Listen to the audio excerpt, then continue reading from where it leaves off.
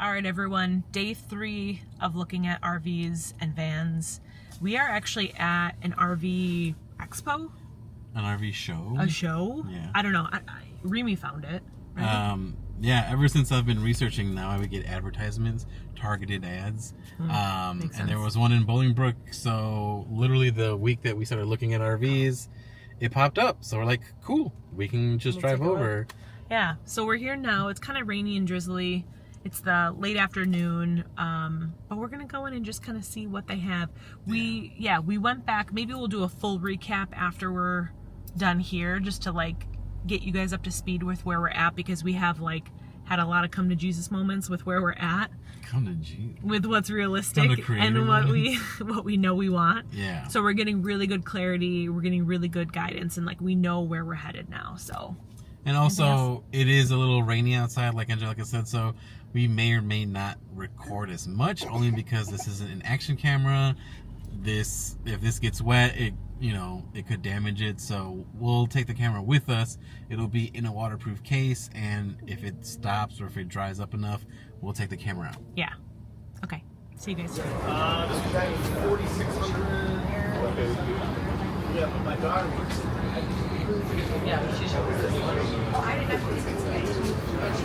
Alright, so this is the Winnebago Revel. This is one of the first ones that I saw. This guy is absolutely tiny though. It's super cool, but I'm like, people go camping in this. So I love it because we got 2 extra seats here. But this is a tight, there's Angelica and Violet. The bed is up here. So you raise it and then you get this little hangout section. But it's just, it's too small. No, I didn't hear from either of them. So I guess you can kind of just sit here. Thank you. Okay. 5'10", I got a little bit of space, not bad, but this is like claustrophobic almost. Yeah. So this is a competitor for the Asada 3, one that Angelica really likes. And let me tell you, this thing is spacious. I think that's a king-size bed. Super sleek, lots of lighting, lots of windows, and this huge upper bunk that has its own little sunroof. Whew. 350 max capacity. The competition is strong for the Asada, right? It is. Damn. Where's her child? She's right behind me. Oh, it scared me. Come here, bud. Alright, let's keep looking. This is exciting. So we just passed through the Class A's. We are over here with, I don't know what this is, but it was like a beautiful apartment on wheels. This is the price? Are you shitting me? And look at this. What? Look at all this space. I assume that turns on into like a backdoor patio type situation.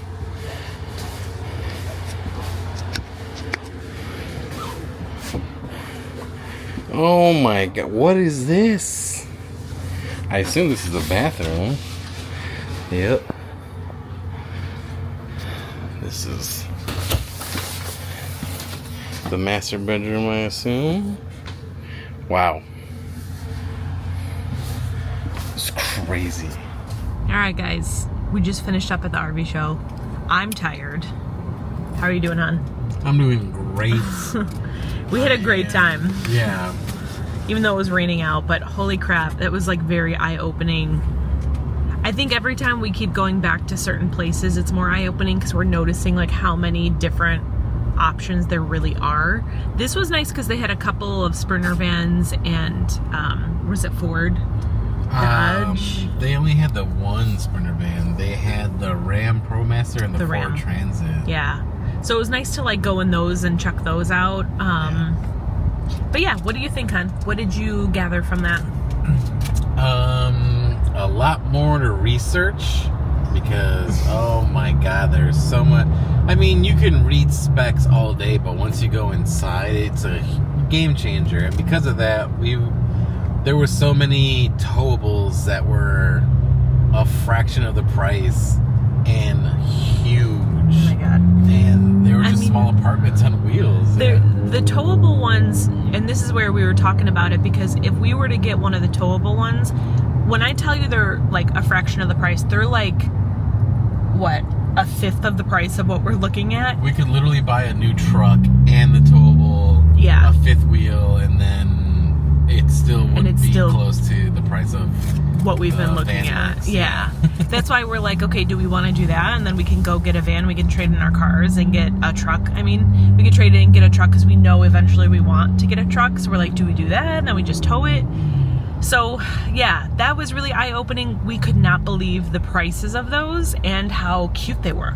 I mean, they literally look the same as like what we've been looking at for way less Even cost. some of the smaller Ram ProMaster Coachmans, they look good inside. Yeah. And then there was the Winnebago Revel. I was hoping that the Winnebago Ekko would be out. That's the one that I really want to see because it's kind of a mixture of the Asada, the Class C, and a van.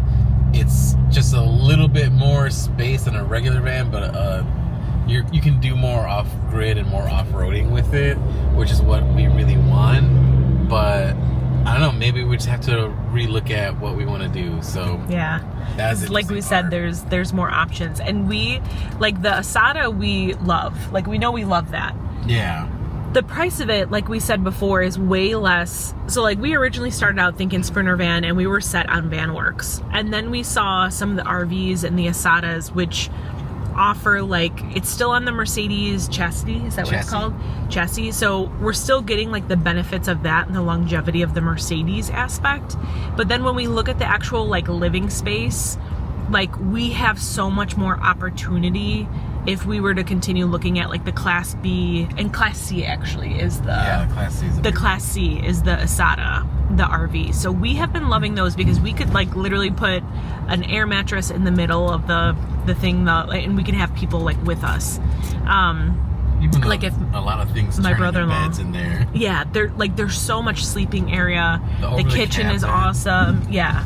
And then today we were looking at the one you were just talking about, and it's, which one was it? The Lineage one. We were really, really liking. The price was a bit high. Of course, it was like one of the most expensive ones there. It was not the most expensive one. It was close to it. The Winnebago Revel is more than that one. Well, either way, it was beautiful. Similar. That was Class C. That was really similar to the Asada. So yeah, we've been really talking. This morning we went for a walk and we were talking about just like what our use really is. And the conclusion we came up with is that we are gonna try to have another baby, and if we are traveling, we don't know how much like really off-grid we want to do. We originally thought we were gonna be off-grid the whole time, and that's because we do want to hit up a lot of like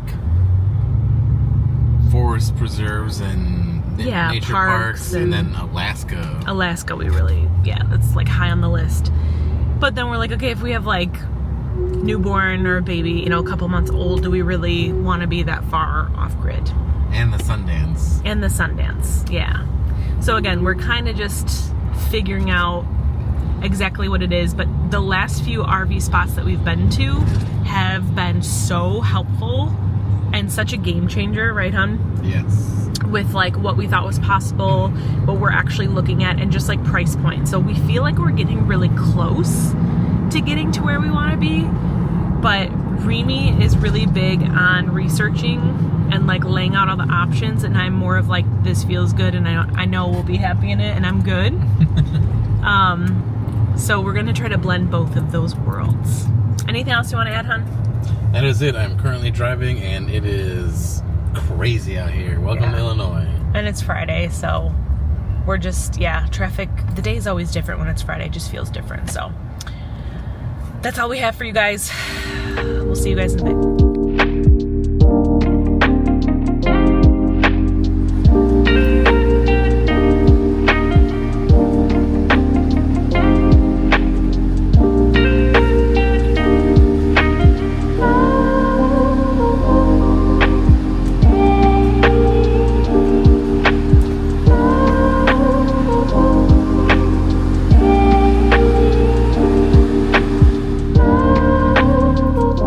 How's it going, everybody? This is a wrap up to our little RV exploration extravaganza. I know this is another short one. We had a funeral to go to in between, but we still got everything recorded for the last scene. I know it was super short. Violet fell asleep on the way there, and so I went in to kind of get a look at the Winnebago Ekko, and the guy, and I asked the dude, I'm like, is it okay if we switch? Like, me and my wife want to see it, but the baby fell asleep. And he's like, oh, I'll just bring it out front. And we were like, oh shit, really? So it was a very fast one. I got a picture of a small clip of the outside. I handed the camera to Angelica, and she started asking a lot of questions, which what we're here to do. But because of that, the camera work wasn't that great, so we just cut it to some of the things. It started to pan, like it started with a great shot, and then she starts asking questions, and it just pans down to the tires and the ground, and I'm like, all right, that's fine. Sorry. So, yeah, that was a lot of fun. Your thoughts on the RV show and everything we've been looking at?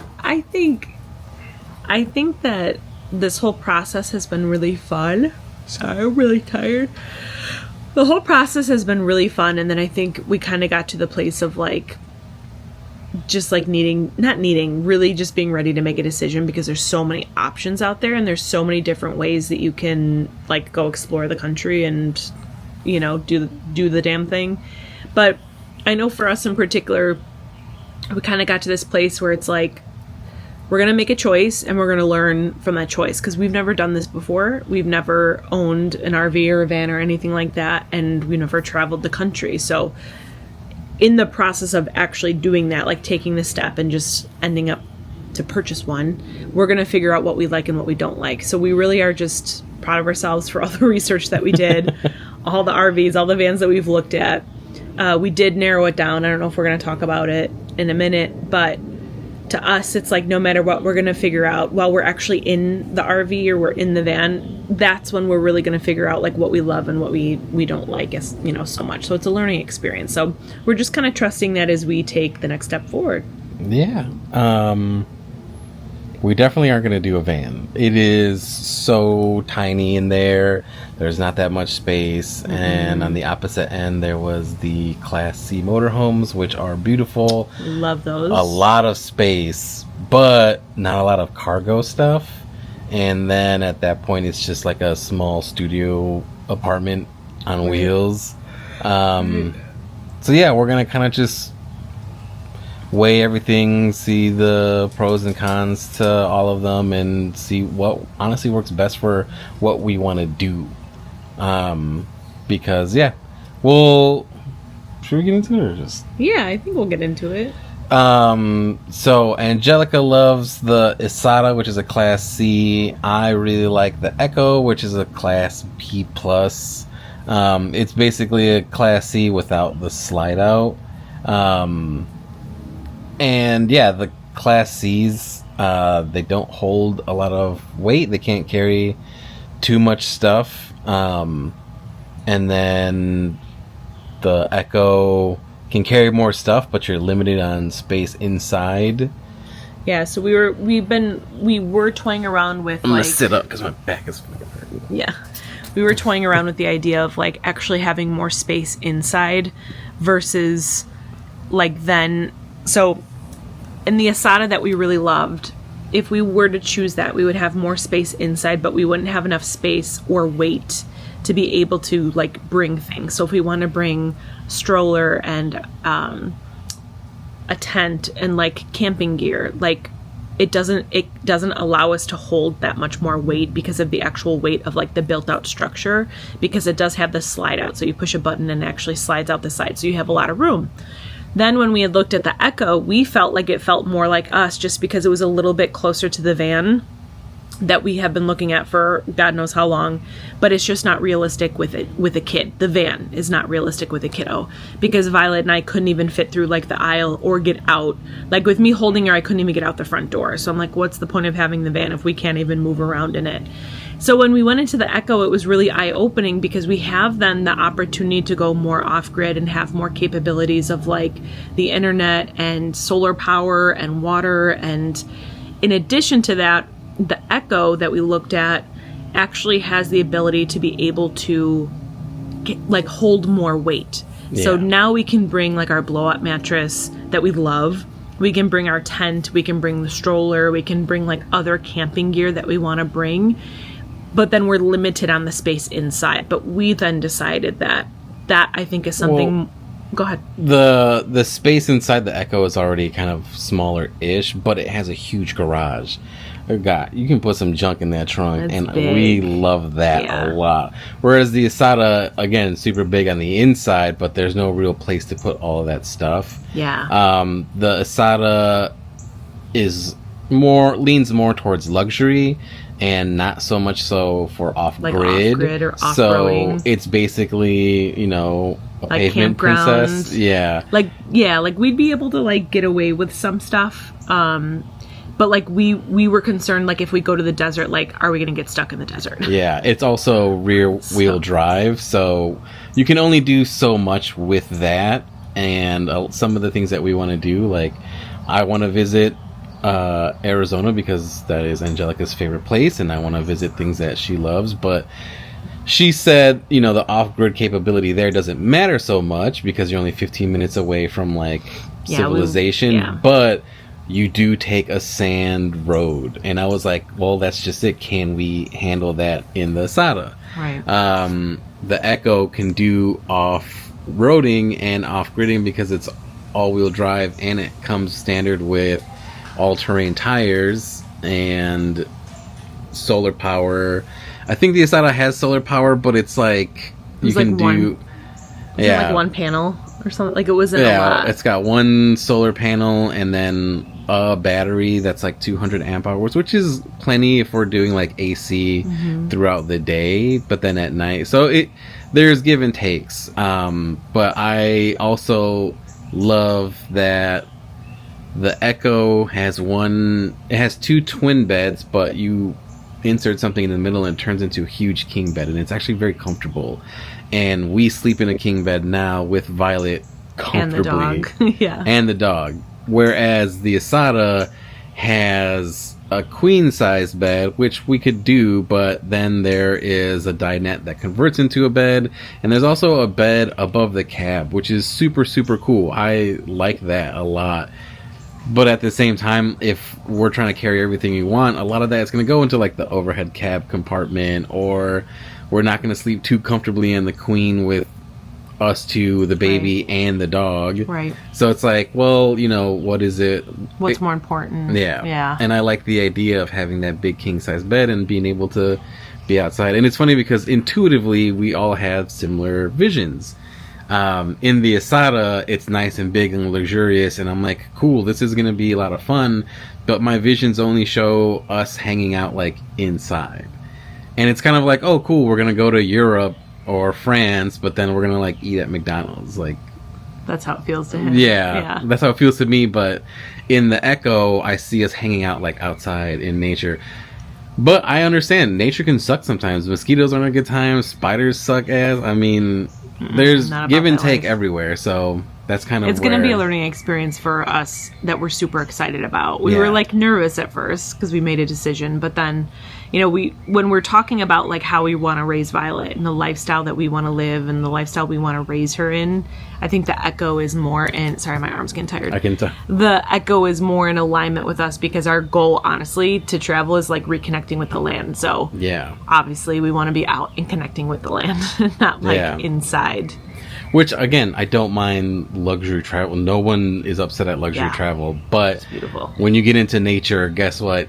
It's not real luxurious. And that's okay. Like, that's not why we fell in love with Mother Earth. Yeah. It's beautiful in its own way, and we appreciate and respect that. And that comes with spiders, bugs, frogs, reptiles, and shit. Yeah, but we want to connect deeper with them. So we want to, so that's where we're at.